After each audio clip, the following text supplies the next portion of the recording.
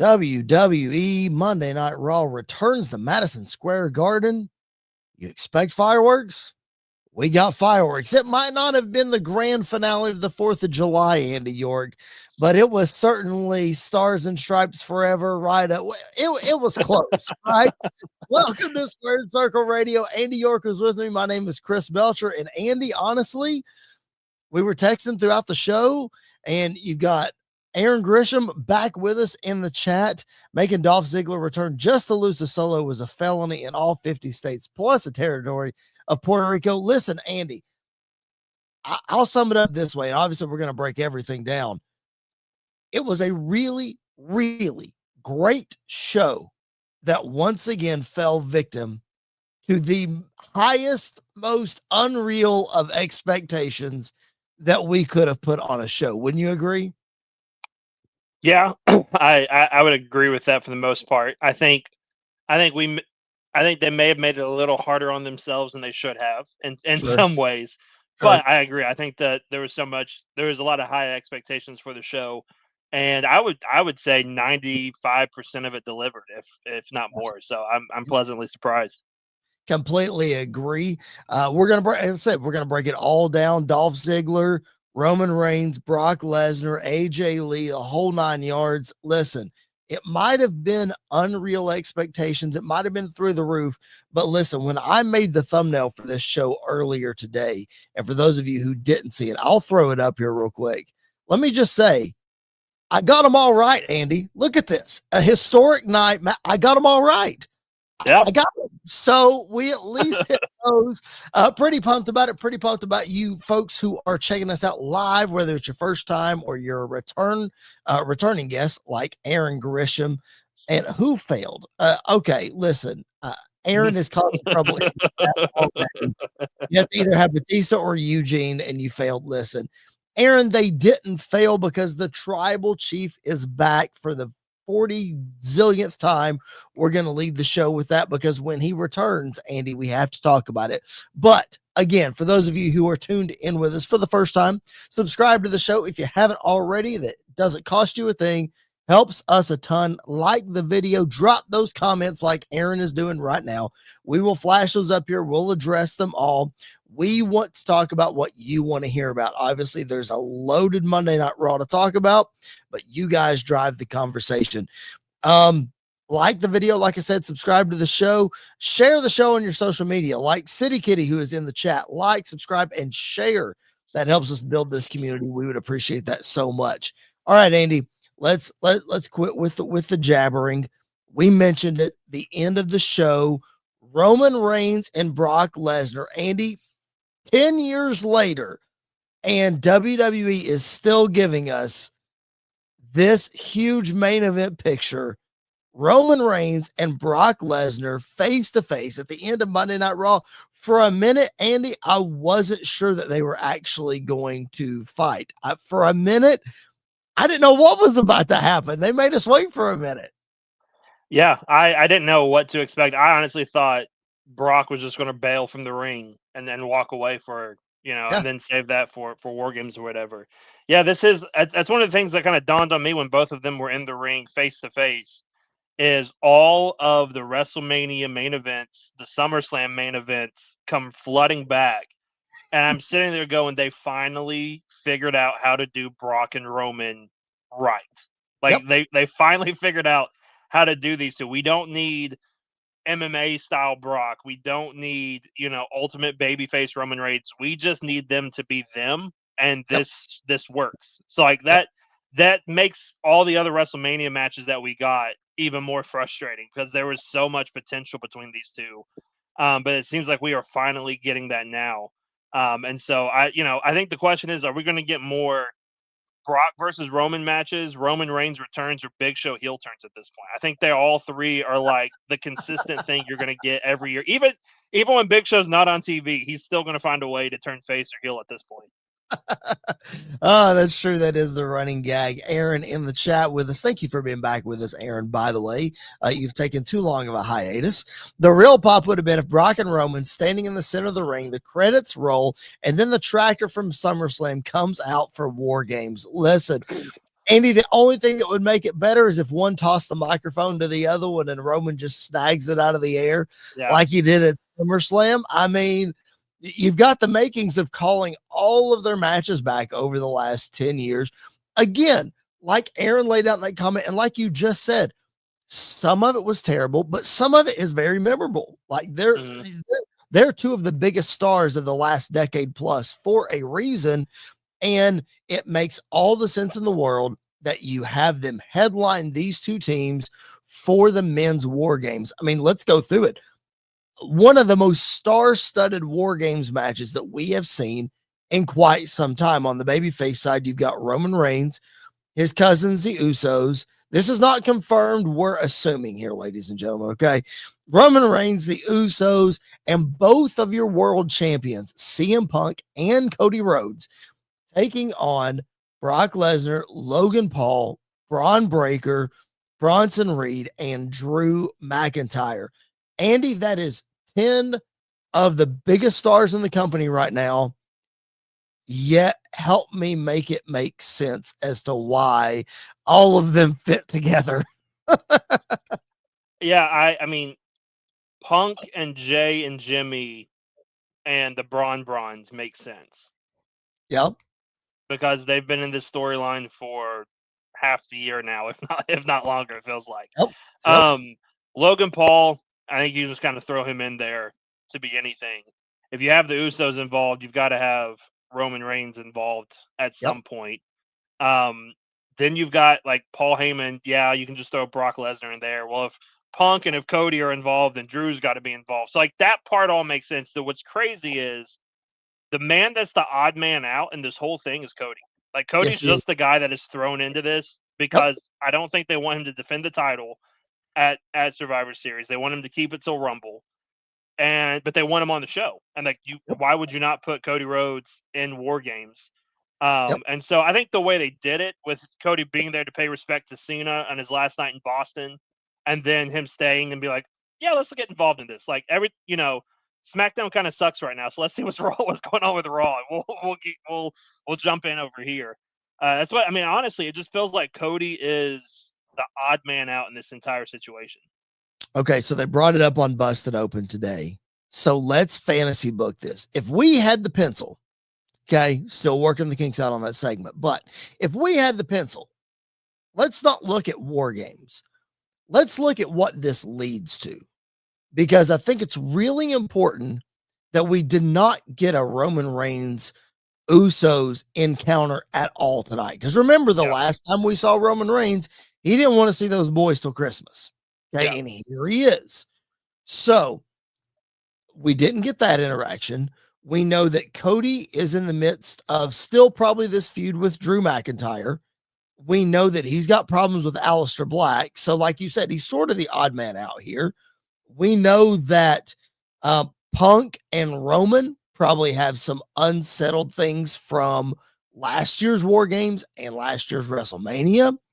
And then who knows where main event Jey Uso and where his head is and all this. So lots of different avenues that you could take this. If you had to pick maybe one big story that comes out of War Games, once it's all said and done, doesn't matter who wins, heels, baby faces, doesn't matter. What's the big direction that we're headed out of? What does it lead to? What does War Games lead us into in 2026? I think the biggest one, and it's not even one that you mentioned, I think the biggest one that this leads to is Braun Breaker versus Brock Lesnar at WrestleMania. Okay. I think that's the setup to this match. Like that's the big setup to this match because all the other stuff you don't need War Games to be a part of that. With Braun and Brock, I think this is the perfect way to get them on the same team. You got Paul Heyman in the mix. I think this is a perfect way of them building to that match at WrestleMania because they want Braun Breaker to be the next big thing, pun intended. Like I really think this is that opportunity for them to pull the trigger on it, have him not be in a world title match, but to be in the next best thing at WrestleMania. What is it? Facing Brock Lesnar. I think that's the next thing that they have for him. So if I was booking it, I would have some sort of shenanigans where maybe there's tension building throughout the match, and then at Mhm. the end, like maybe Braun accidentally hits Brock with a spear, and then either post match or right before the pinfall, Brock just has enough F5s them, and then the baby faces win, the heels lose, and then we're steaming towards WrestleMania of Braun Breaker versus Brock Lesnar. I'm going to throw this comment up from Aaron, and then I'm going to respond to exactly what you're saying. Aaron says Batista's coming out of the end of War Games. Aaron, please explain to me what Batista has to do with. I'm here for it. I'm here. I do think he probably makes an appearance at Saturday night's main event since it's in his hometown for John Cena's last match. So, but why does he come out at the end of War Games? I'll listen to it, but let's just hear it. If it's not Batista, it's going to be Chris Jericho. Right, exactly. Or Ed. So I'm here for it. I like your Braun Breaker versus Brock Lesnar idea. I seemingly was going down the path with Brock Lesnar. I don't know what Braun Breaker was going to do at WrestleMania. I haven't made it that far yet in my head, but I put Brock against Gunther at WrestleMania just because I think that's or maybe we wait for Brock's last match, which may be at SummerSlam this year because it's in Minneapolis, and that's Gunther. So who knows? But my thought is, I want to know, is it going to be, I think coming out of War Games, Roman Reigns finds a way to win the Royal Rumble in Saudi Arabia.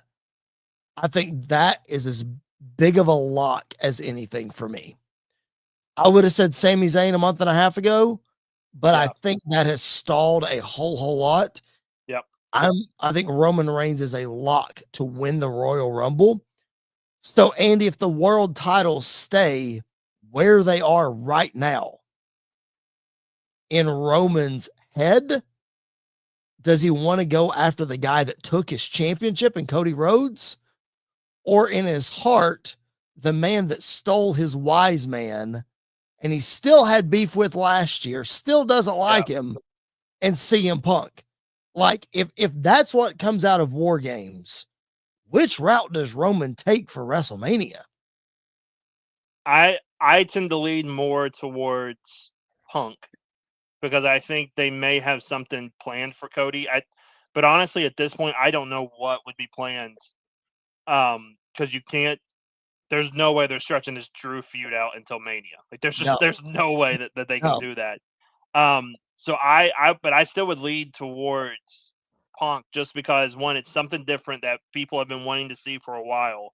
Yeah. And it adds that big stake to it of, look where we were at WrestleMania last year and what all of this caused because you decided to ask for that favor to have Paul in your corner.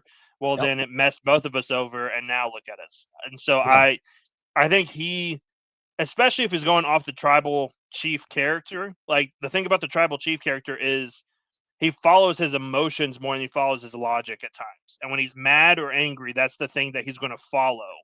And so I think that leans more towards Punk than it does the Cody right now.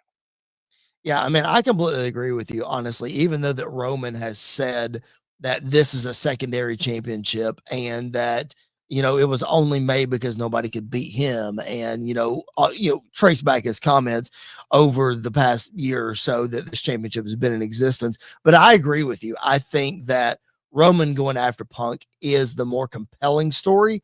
However, I do think if you're going to do Roman Cody 3 at any point in time, it needs to be sooner rather than later because I don't think you can wait.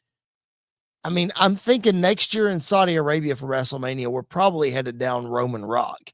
So are you waiting till WrestleMania 44 to run Cody Roman 3? Like, I wouldn't wait that long. But that's just me. I don't know. Maybe that's a SummerSlam match. That's what I was going to say. I could see SummerSlam being the third one. Yeah. I guess just to spice it up, to make it something different than just having at WrestleMania. But again, who says that there's only going to be 3? Like this could be SummerSlam next year, and then it could be WrestleMania 44, wherever that is. Like there's a lot of options, and it's one of those that like it's kind of like Cena and Orton and Rock Austin. those two guys are just kind of destined to do it forever at WrestleMania. It's the big matchup that a lot of people want to see, even though we've seen it a couple of times already. Kind of like Roman Brock, which 10 years later we're still seeing. Nobody wanted to see that when it was happening, though. But they want to see it now because you heard Yeah. the pop from the MSG crowd. Even Friday night in Albany, when Drew McIntyre came out, there was OTC chants. Like they were ready for Roman Reigns. And here we are. So these two guys, again, headlining these two War Games teams. Coming up, we're going to preview War Games next week. I mean, there's not much more to preview. Again, like I said, it's a star-studded team. I'll be interested to see what nuggets that they put in on Friday. And then, of course, on Monday, there's the advantage match, 4-on-4, Cody, Punk, the Usos against the Vision, Logan Paul, and Drew McIntyre. Titan South 1038, The Rock to return after Cena's match with Dom at Survivor Series. Now, we're going to talk about John Cena here in just a little bit, Andy, but let's jump in right here while we've got this comment. We appreciate you, brother. If you haven't subscribed already, please make sure that you do so. That helps us out. We appreciate everybody being in the live chat. Andy, what do you think? Does The Rock come out after the match with Dom, or does he come out after the Saturday night's main event? I feel like we need, not just for the fact that we saw the heel turn at Elimination Chamber, but we've seen so many people who have had history with Cena pay respects to him, the Punks, the Randys. That's why I mentioned Batista. I think that happens too. You got to think Rock has some involvement in some way. You would think, but then again, we've thought that before about a lot of things with The Rock, and it never really happened. Nothing really came from it. I don't really want The Rock to come out in that capacity. I think there's good. I think his acknowledgement is he might be in the crowd in the front row, at Saturday night's main event for the match, and that's it. Like nothing else really from it. That's all we get from him. Wait a minute. Wait. Can you put The Rock in the front row for the match? Like with the final boss character? And can you really do that? I think there's going to be like a section of like wrestlers and like people. Okay. So I think you could put him in the middle of that to where nobody can really get to him. I agree. And security will be everywhere. But I think that they could do something like that as a way to pay respects. Because I completely agree. I think there are certain people that have to pay their respects to Cena that haven't yet, like Batista and like, like The Rock. I think maybe there could be something where like a video from Edge even plays beforehand, like something like that. I could see them doing something. But I don't want him to come back anywhere near this story, anywhere near Cena's match in a wrestling capacity or like to get involved. I just want him to pay his respect and then kind of go back to whatever he was doing. I think he's kind of burned that bridge a little bit in some way. But then again, that music hits. The thing is, you don't know if he's actually invested or cares about it, or if it's just to boost the rating or to sell tickets to his movie. Like that's the hard part about The Rock right now. Yeah, Titan South again. The final boss character has to come back and stare down Cena. You gotta have. I feel like there has to be something. Some way to close that chapter. Aaron hanging with us in the chat. Again, I'm trying to get through all these comments. You mentioned the movies. Aaron can't believe we're going to get a Moana sponsored match with Dirty Dom. I'm not even going to touch that comment, but it's true. It's true. It's true. He's right. I would be shocked. I know. Aaron seeing the final boss in the front row doing nothing. It's still real to me. No way Rock comes back to overshadow Cena. Oh wait, that's on pace with Dwayne. Never mind. Yep. I honestly, you can call me a shill when I say this. I don't care. Okay. I don't think that he comes back to overshadow Cena.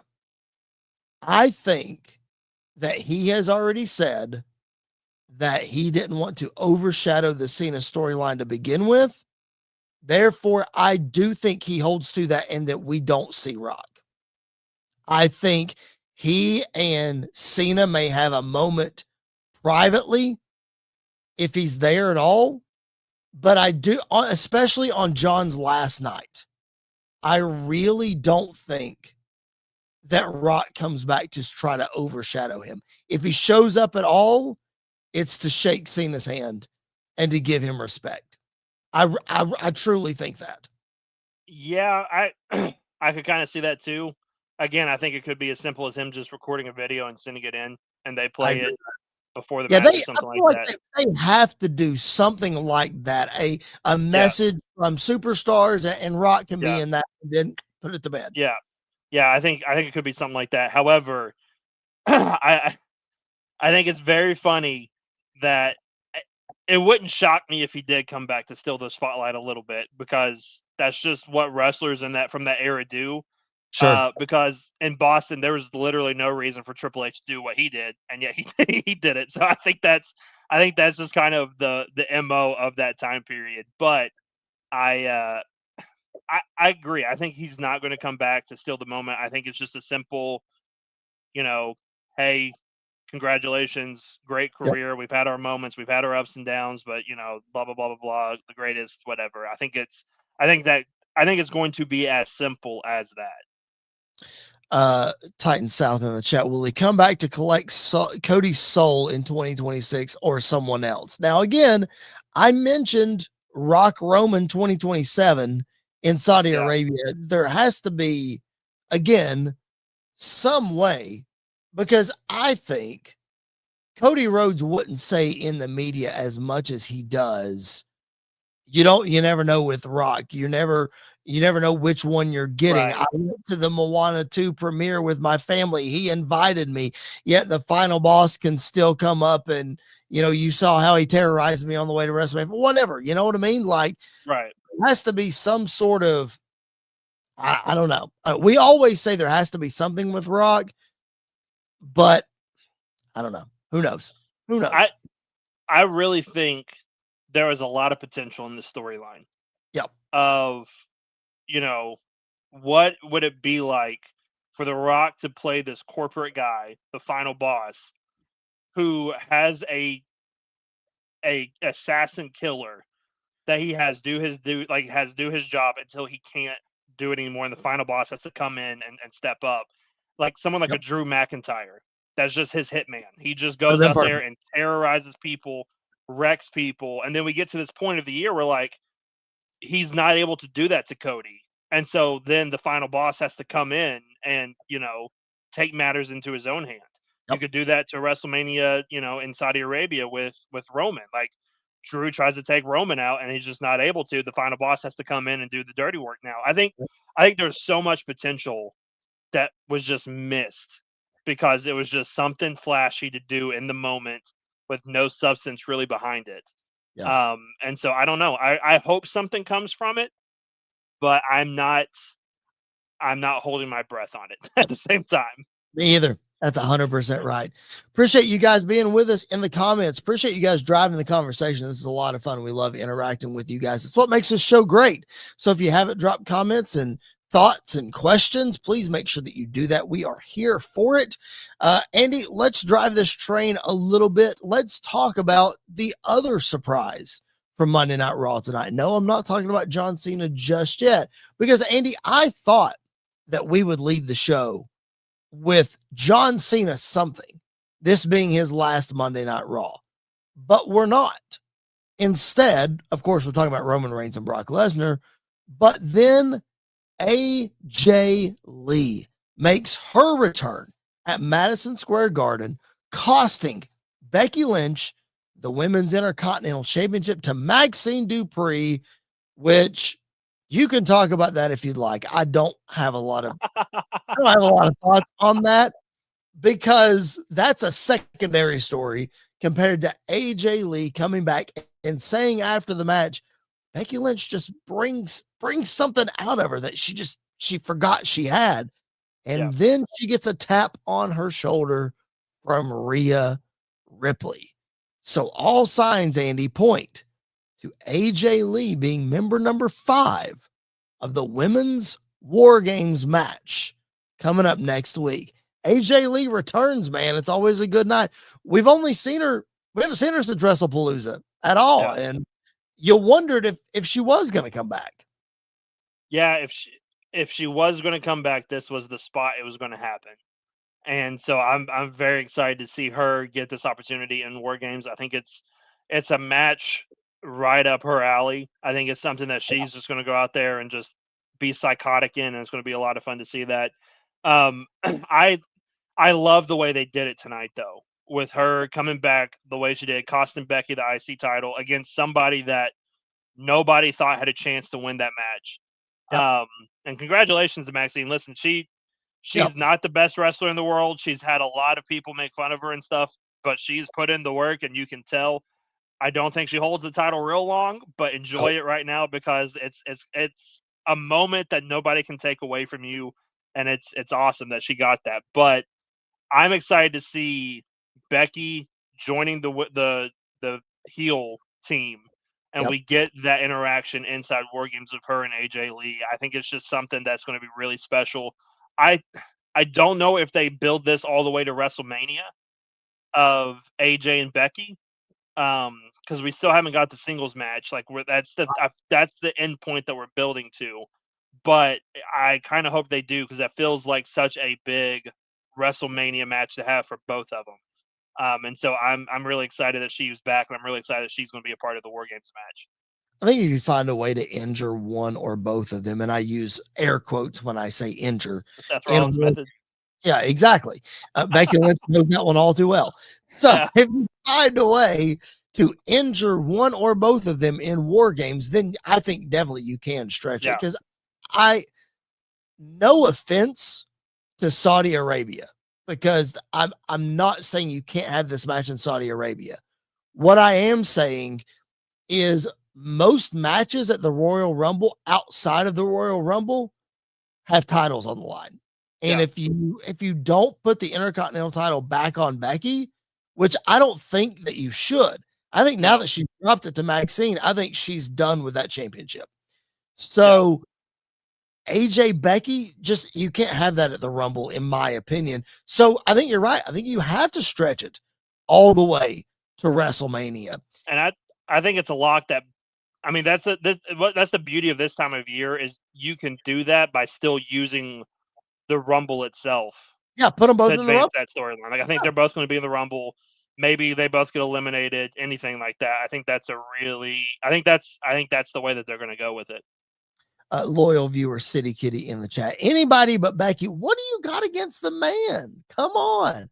Becky is the greatest women's wrestler of all time. Just not her saying it. Sports Illustrated says it. She's a New York Times bestseller. I named my kid after her. You named your kid after her. I never made that connection. She is your wife's favorite wrestler. It makes sense. Yeah, now. There you go. It makes sense now. Aaron, I'm not going to put up that. You all can read that comment for yourself. But I will put this one up. Aaron says we need to have a serious discussion. Is Last Legend one of the worst names for a wrestler ever? No. Listen, do you not remember Slapjack? Oh, forgot about Slapjack. T-Bar. What was it? Retribution? Is that what it was called? T-Bar and Mace and who is I don't remember. Hey, so yeah, I don't remember. It's not the best name, but there's a lot worse. There is a lot worse. You're right. I'm trying to think off the top of my head, and I mean Bastion Booger comes to mind. That's pretty bad. That's pretty bad. Shorty G was not great. I don't know what. There's some pretty bad ones. Aaron, I don't think that one's the worst one. It might be the worst one of like the modern era, maybe. Like post pandemic.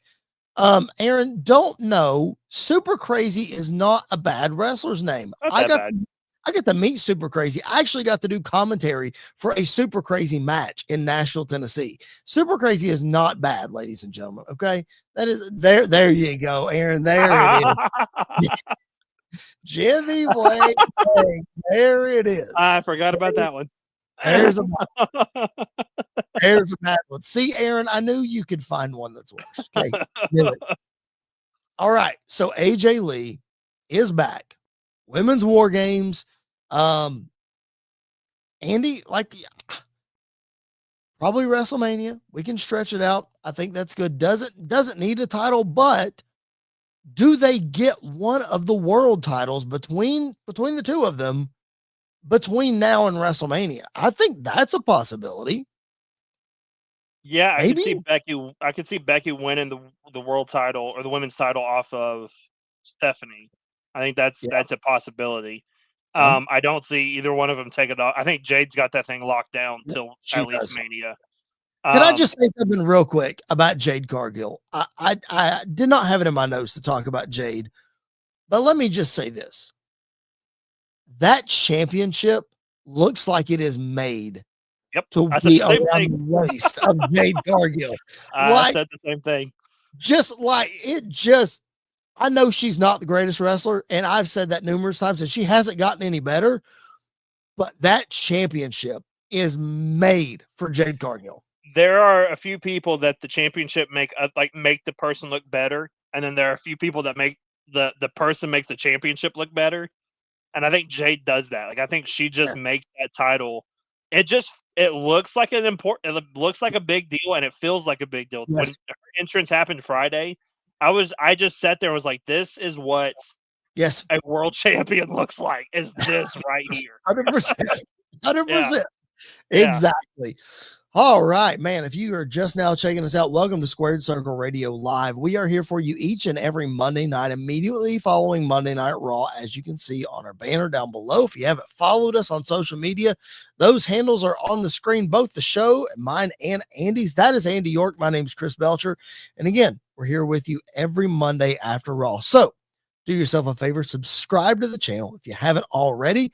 It doesn't cost you a thing, and it helps us a ton.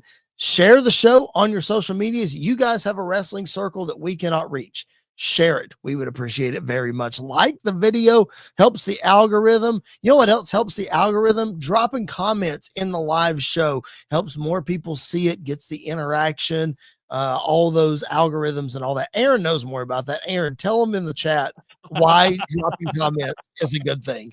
I love Aaron. If you all are listening to this, Aaron, I knew this was happening, Andy.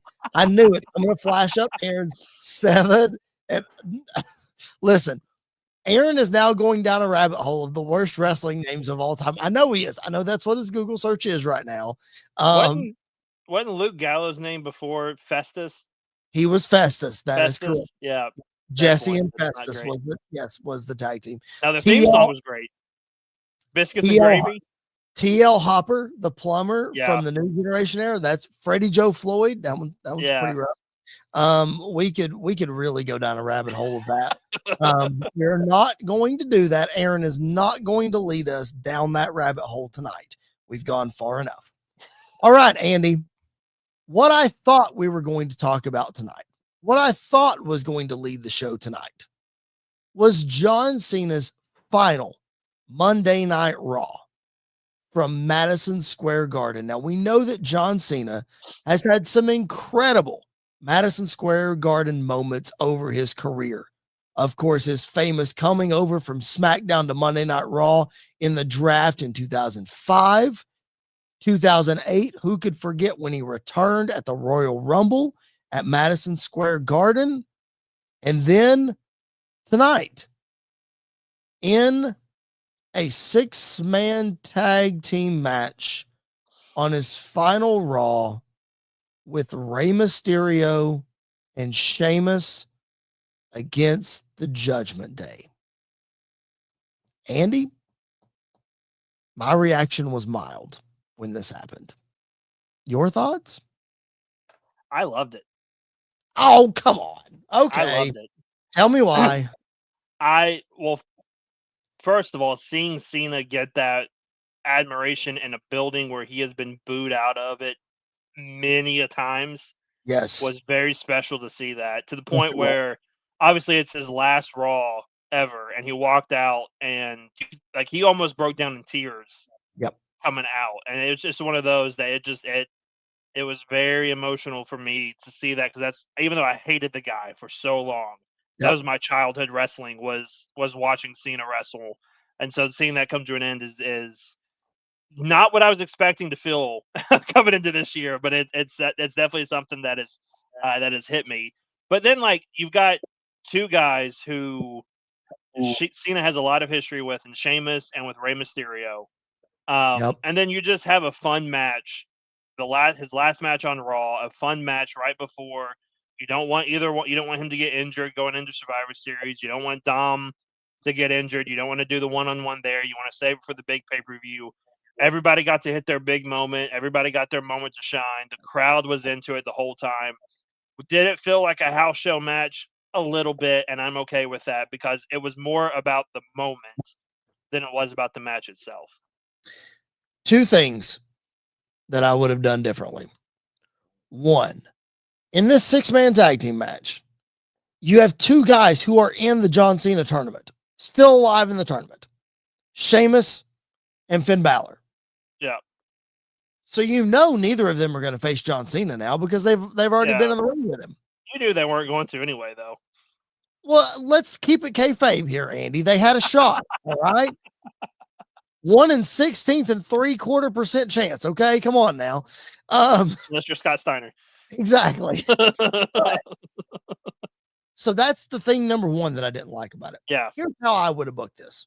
And somebody brought this up. They called in on, I think it was Busted Open. Maybe it was Sam Roberts. I listened to both those shows today.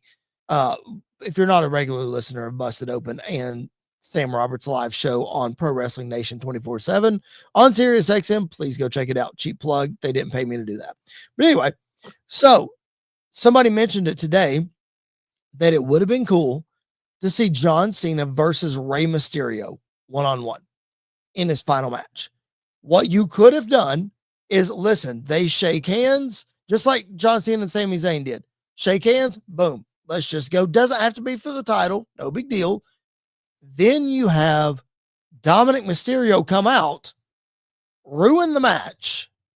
So then there's a reason for Cena to want to get back at Dom, can put the title on the line. You set that match up that way. Then you can set up Rey and Dom at some point down the line, which we've already discussed. I wanted to see it at Survivor Series because two San Diego guys going at it in San Diego just made sense to me. Whatever. So that's what I would have done. And you could have gotten the same result and a much better match and people pleased with it rather than, because you could tell, number one, the people did not want to see him versus Dom. And he was trying his best, Andy, to sell them on this 6-man tag. And MSG was just not having it. But then when the match started, they got into it. Like when they started to do all their things, I think they got into it. I think another way they could have gone is Dom's already got his match with Cena, had his match, and it gets another one with Cena. Finn gets his opportunity in the tournament for this. You could have just done Cena versus JD. That would, to me, that would have been worse because when that music hit and I saw JD come out, I knew Finn was in the tournament, and so I knew that wasn't going to happen. So I said, if Cena faces JD in his last Monday Night Raw match one-on-one, I might lose it. I might lose my mind. I'm fine with I would have been fine with it. Absolutely not. I'd have been fine with it. Put the IC title on the line, have JD, you're building more tension in Judgment Day. Put some respect. We got to start putting some respect on JD McDonough's name when it comes to in-ring stuff. Him and Cena would have had a fantastic match if they'd had one-on-one. JD McDonough is a fine wrestler. He really is. I have nothing against the wrestling ability of JD McDonough. But we're talking about a wrestler who you just said you got emotional for his final Monday Night Raw. A guy who has done nothing but keep this business on the map for the past 23 years. And his final match on the longest running episodic television show in history in Madison Square Garden. You're telling me you would have been fine if it was against JD McDonough. Yeah. Oh my gosh. Yeah. Listen, he wants to put over the next and upcoming generation of wrestlers, and JD McDonough is a part of that. I would have had no problems with JD getting that spot. I think the fact that he ate the pin tonight was even better because I think that's I think that's a cool moment for him to be able to eat the pin in Madison Square Garden against John Cena. I think that's something that is great. I enjoyed it. I will listen. I I will stand up. I'm not going to let you sit here and let you lecture me about who is important and not when you like the Miz. The Miz is so much worse than JD McDonough, and that is almost a fact of life. But who has a history with John Cena? Who has beaten John Cena in the main event of WrestleMania? Do we really want to talk about that main event of the worst WrestleMania main event of all time? But it happened.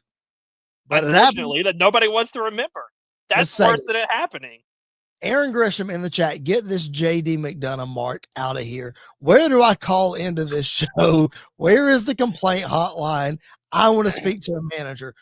Aaron, you're looking at him. This is the complaint hotline. This is where you call into the show. Hey, you want me to send you a StreamYard link? Here you go, Aaron.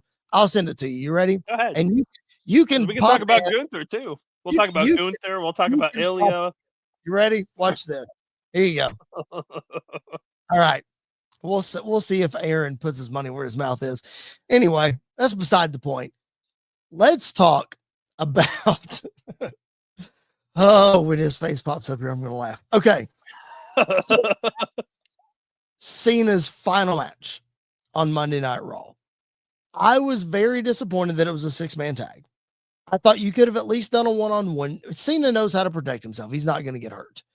It is what it is. Ray, on the other hand, we know he got hurt the night before WrestleMania. So I guess you can't really, whatever. Anyway, but there was no surprise in who Cena was going to face. Nobody's shocking. But there was a surprise that was billed tonight on Monday Night Raw. Solo Sikoa, in his first round match in the John Cena tournament, was scheduled to face a surprise return. Now, we're not going to talk about the surprise from Friday just yet, because I want to save that for a minute. I have more to talk about with that one. But on Monday Night Raw in Madison Square Garden, I would argue the biggest pop of the night went to the surprise return of Dolph Ziggler. Now, Andy, this is right in your wheelhouse of watching the WWE, Dolph Ziggler's heyday. Yep. It's shocking and disappointing to me that we did not get a face-to-face between Ziggler and AJ Lee. They missed the mark. I know. On this show. I know. But Dolph Ziggler showing up to me was just like Zack Ryder on Friday. The music hit, there's the initial pop, and then in your head, he's going to lose. He's going to lose this match. I thought that about one, but not the other. Okay. And so I didn't think it was a foregone conclusion that Ziggler was going to lose. I thought if anybody who was not in the company would move on to the second round, it would be Dolph Ziggler. Okay. However, you know how much of a Joe Hendry fan I am. I love Joe Hendry. If this would have been Joe Hendry, I'd have been happy. Sure. But I'm so glad it was Dolph. Like, I think that's such a good callback between those two, between him and Cena. They have a lot of history together. And it's one of those that Dolph is one of those guys that's going to be looked at as an underappreciated wrestler during his time in WWE because he did a lot and he was good at what he did. Yep. And so I think that is something that he's getting this moment. He put on a great match with Solo. If there's one thing Dolph Ziggler can do, it is sell a move, and he was selling like crazy tonight, just like always. So I'm very happy he got the moment. I wish he would have won. I think it'd have been very interesting to see him move on. Just one more week, I think would have been really interesting to see. But I was very pleased with the way they did it. The crowd loved it. The crowd popped really big for it. And so I was happy to see him come back. Would you look who made an appearance on this show? Aaron Grisham is here, a live guest. You called into the show. What do you have to say? Well, first, before I called into the show, I called the police.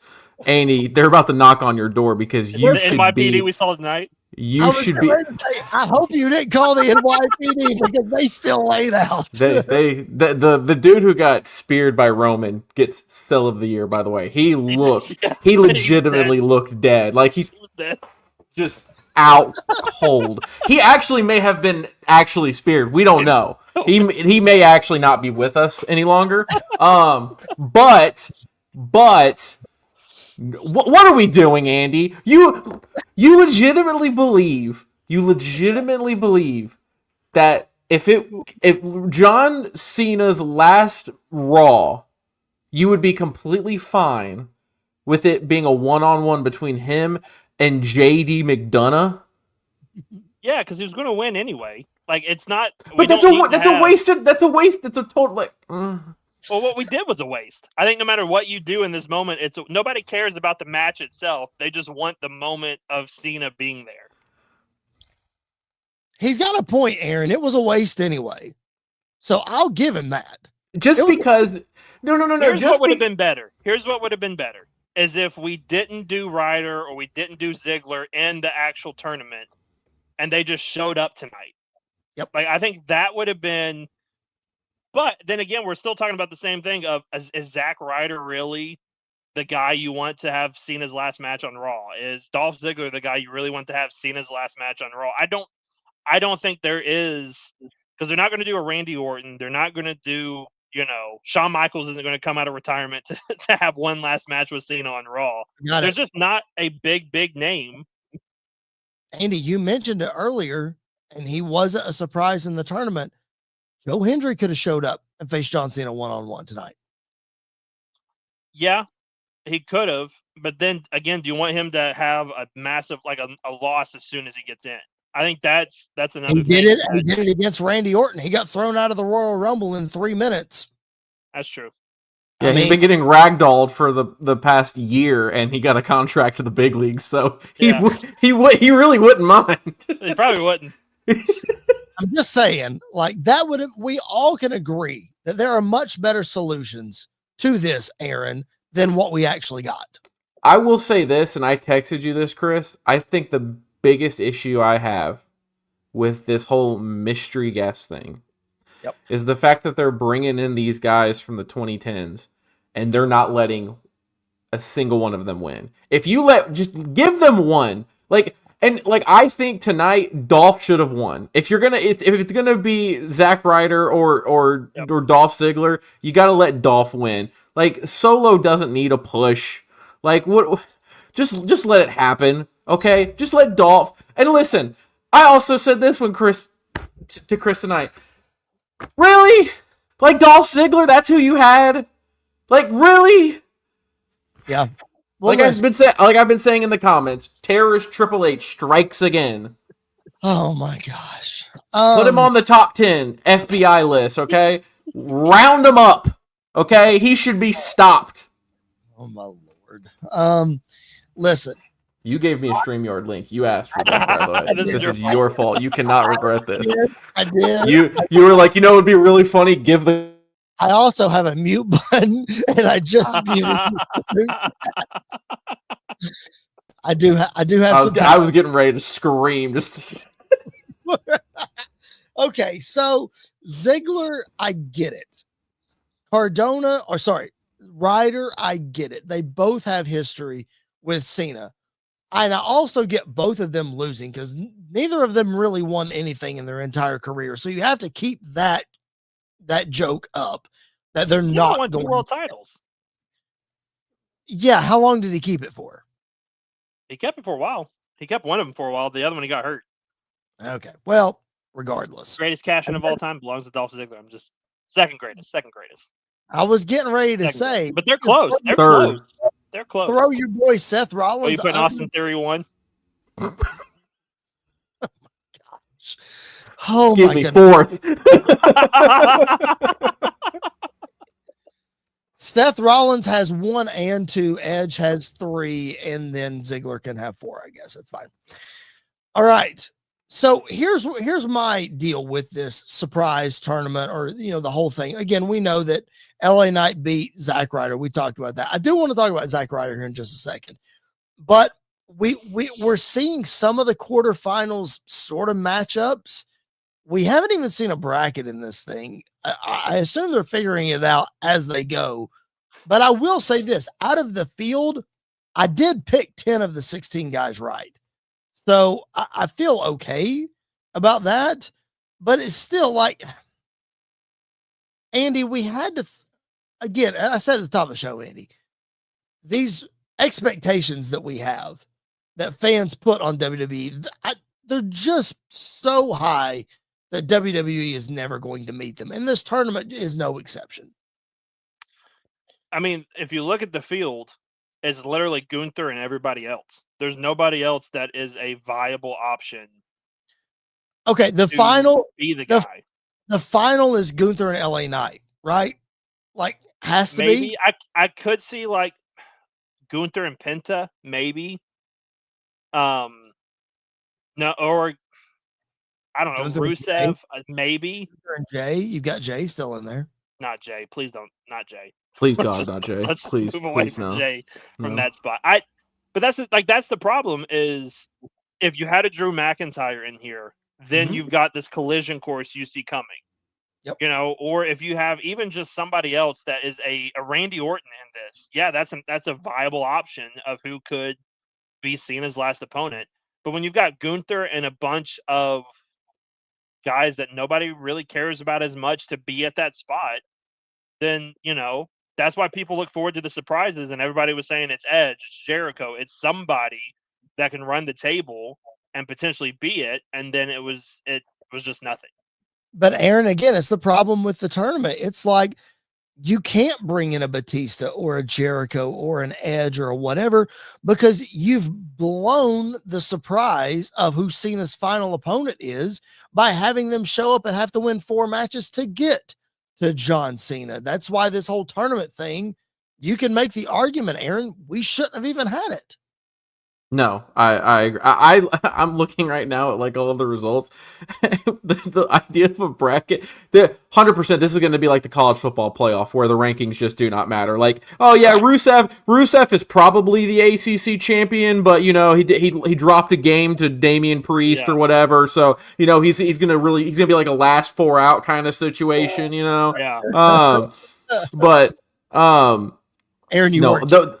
The first time that I found out about the first off, the name of the tournament is so stupid. The last time is now.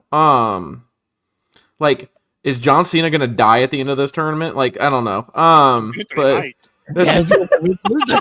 well, you didn't see my comment? I really hope, because you know what they're gonna do. They're, like you said, they're gonna bring on Edge. They're gonna like get guys to shoot stuff. Please do not do the dead wrestler one shots. Like, please do not put like Triple H in a room surrounded by velvet curtains and he's please do not go about doing that way. Like, can we let's not, we're not killing John Cena, okay? He's just going up to a farm upstate, okay? You know what, where he's gonna make Hollywood movies forever and ever. You know what would have been the better solution to this? And I'm a tournament guy. I love tournaments in wrestling. Yes. But at Survivor Series, you could have had a gauntlet match where you don't know who's in it. And then that's how you can do some of these big surprises where they're on a pay-per-view, they come out, they wrestle for a few minutes, and then, you know, they can get eliminated or whatever and leave. Like, I think something like that would have been a lot more interesting than this tournament where it seems like week to week they're just kind of throwing it together to get matchups that they want and then keep moving forward. You know what they could have done, Andy? All of these guys, I think we could all three agree that all 16 of these guys should have faced John Cena in this year. I mean, like, all 16 of these matches are really intriguing. I mean, Carmelo Hayes is not going to get the shot to go face John Cena, but he should.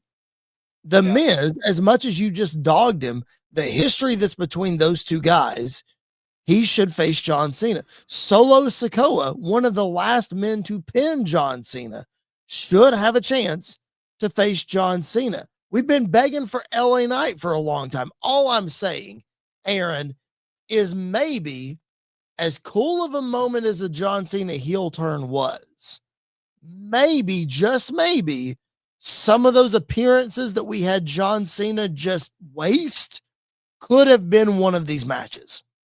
I agree. Yeah. And I also think this could all be solved if you just do an elimination chamber. Put all of them in the elimination chamber, and whoever wins, it's that you do your silly little tournament, but you just call up the elimination chamber, and then the winner gets to face John Cena at Saturday night's main event.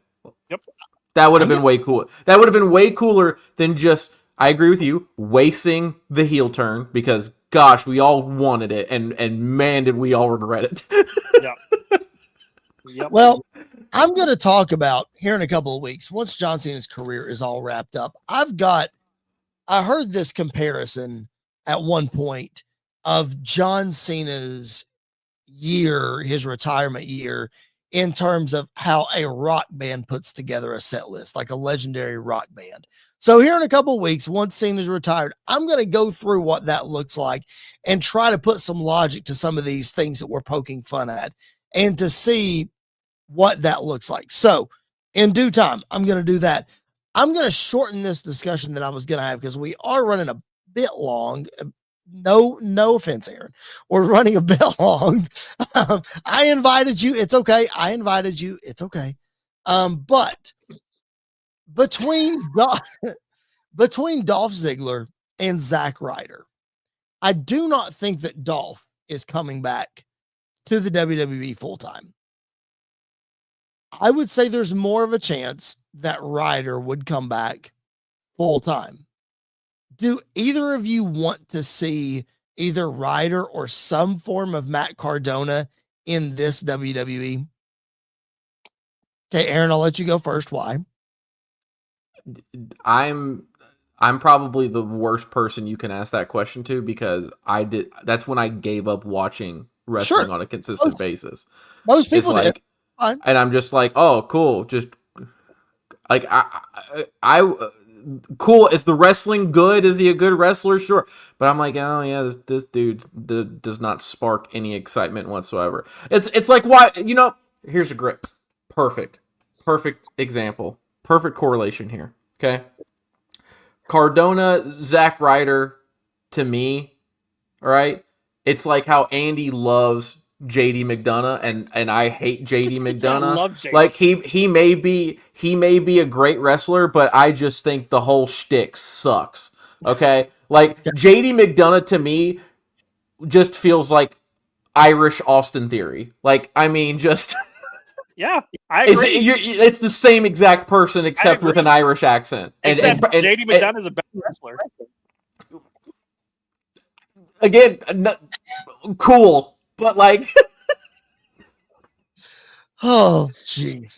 But you get what I'm saying? Like, I'm the absolute worst person to ask that question to. But like, that's my whole thing is like, no, I could be completely fine if Matt Cardona, Zack Ryder goes back to the Indies. Like, that's fine. Go do your thing. Like, yeah, you get to go home with Chelsea Green. Like, you've won, bud. You're good. Like. Andy, we know that they brought him back as Zack Ryder because that's who John Cena's had a history with. They didn't put that over on commentary at all during that match, which bugged the absolute crap out of me. Yeah, they made him act like a joke. All that to say, could there be some scenario where you do get a more serious Zack Ryder dip into this Matt Cardona character that could be attractive to WWE creative and the WWE fans? I think it's a lot. And again, let me finish before I get yelled at. Of course. I think it's a lot like the Cody Rhodes situation. If you want him, you want Matt Cardona. You don't want Zack Ryder. Correct. Like, I don't want Stardust back. I want the Cody Rhodes. I want Stardust back, damn it. But like, I don't want Zack Ryder back in WWE. Correct. I don't. I think Zack Ryder ran its course. It was a fun shtick while it was happening because nobody else was doing it. It ran out very quickly because they buried the poor guy week after week after week. He got his big moment at WrestleMania. I get all that. But I would rather have Matt Cardona than Zack Ryder. And by everything I saw on Friday, there is no chance that was happening anytime soon. Correct. Yep. And so if I'm Cardona, I don't see the appeal to go back to WWE just to become a jobber again and get bullied while I'm making probably as much money doing independent shows, working for TNA, doing all this other stuff. And people are dogging him online about, hey, you said Zack Ryder was dead. You came back as Zack Ryder and you sold out and blah, blah, blah, blah. But listen, if you listen to Matt Cardona talk in any interview that he does, number one, he's all about business. And what was the best business decision for Matt Cardona last Friday was returning and getting a match on Friday Night SmackDown. Zack Ryder or no Zack Ryder, that was the best business decision for him. And number two, if you listen to interviews where they've said, Matt, you've been gone for 5 years. Have you been asked to come back for the Royal Rumble? At least a one-off appearance on the Rumble? And he says, no.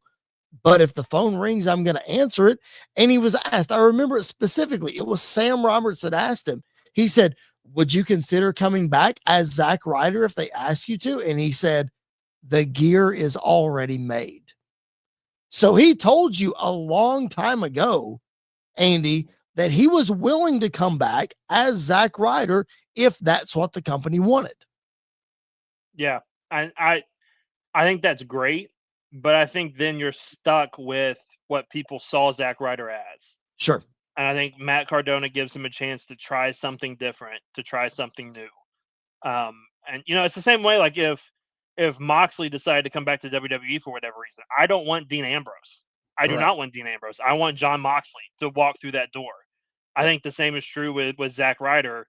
Zack Ryder was fun, but now it's time for him to grow up and become Matt Cardona, and that's what we need in WWE. Yep, I agree. I completely agree. Well, this has been a fun impromptu show, not in any way, shape, or form, Aaron Grisham, the way that I thought this show was going to go. But listen, I opened Pandora's box and you walked right through it. I appreciate that. Thank you. I think what needs to happen now is you just send me a link to the studio, right?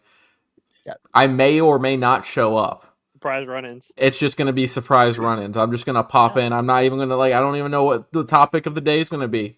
No clue. Listen, he can take the Joe Hendry gimmick. Anytime we say his name, he just appears on stream. Ooh, that's an idea. I do love That's an idea. That's an idea. That's really nice. What you need to do is you need to add sound effects on the StreamYard so that I pop in and I legitimately have my theme music and everything like that. Well, can I just say, hopefully the brass from StreamYard are not listening to this podcast or watching us on YouTube. The sound effects on StreamYard don't exactly sound great over the YouTube airwaves. If I'm being honest, we've tried it. It doesn't exactly work out well. So I would love to have some theme music for you, Aaron, but let's table that until StreamYard upgrades their software. That beat. See,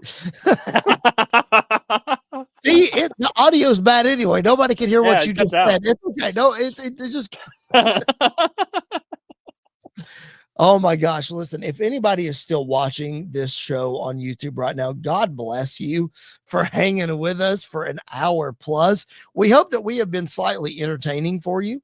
And if so, come back next Monday and we'll try to do the whole thing again as we march towards Survivor Series War Games in San Diego. Yes, it's Thanksgiving weekend.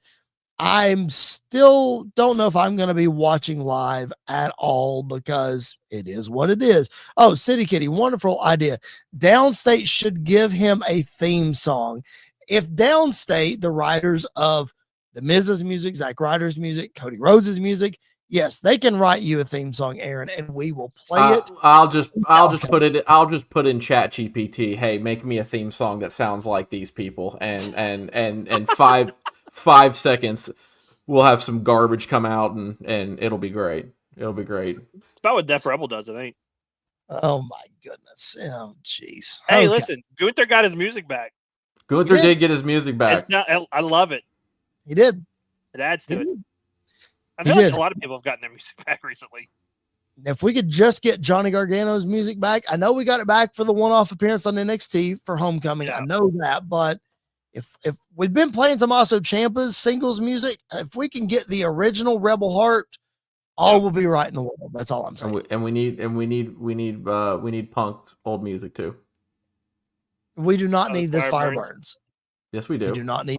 No, yes, we do. I think they're both bangers. So I'm fine. I mean, they're both bangers, but let's just do hey, 1 year he goes to the old one, and then 1 year's the new one. Whatever mood he's in. If he's angry, he plays this Fire Burns. If he's exactly, what heel turn or whatever we switch. Yeah. Come on. Hey, Chris, why do you hate fun? My column. What are we doing? Why don't they do that with Bayley's schizophrenic character? Now that. The way they used to do Doink the Clown's music when he turned heel, and it was like the happy-go-lucky circus, and then it was the deep, dark, evil clown. See, that would be perfect for Bayley. Listen, WWE Creative, I don't know why you haven't hired us yet, but we've got some really good ideas. Just, JD come McDonough on. will be WWE champ. Hire me, WWE Creative, and you're gonna have Eugene on the next episode of Raw. Listen, I've got a mute button, and I just muted Andy for that one. I mean, good grief. It's like around the horn. I can deduct points and mute you in the whole 9 yards. See, good. Now that would be a fun wrestling show. Is around the ring. Around the ring. See, around the horn doesn't exist anymore, so we could do that on our show. Look at that. Yeah, there you go. Ideas are just flowing. And I hate to put a stop to it, but ladies and gentlemen, that is going to be another edition of Squared Circle Radio. We appreciate all of you being tuned in with us live in the chat. Aaron Grisham making a surprise run-in. I'll be honest, when I sent you the link, I had my doubts that you would show up, but then in my how dare you know me? What are you doing? Yeah, come on. What are we doing? Listen, I sent it and I was like, he's not going to show up. And then in the same brainwave, it was like, what did I just do? You just better be glad I had pants on. I still would have come on with no pants. Yes, you just lucked out. So you're anyway, it's fine. I would have done the Burt Kreischer no hood, no shirt. That would have got. I'm at home. I've got nothing to do. You lucked out that I'm wearing clothes right now. Oh my gosh, Aaron! In all seriousness, we appreciate your humor. We appreciate you popping on, your insight very much. Andy York, I know you are a busy man.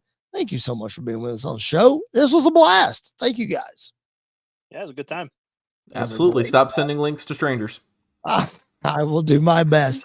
Shout out to Tom Bryson, SportsWire Radio. We appreciate your support so much. If you're listening to this show on SportsWire, keep it locked in right here for some incredible programming that you can't find anywhere else. For Andy York and Aaron Grisham, my name is Chris Belcher, and this has been another edition of Squared Circle Radio. Like the video, subscribe to the channel on the way out. We will catch you guys down the road.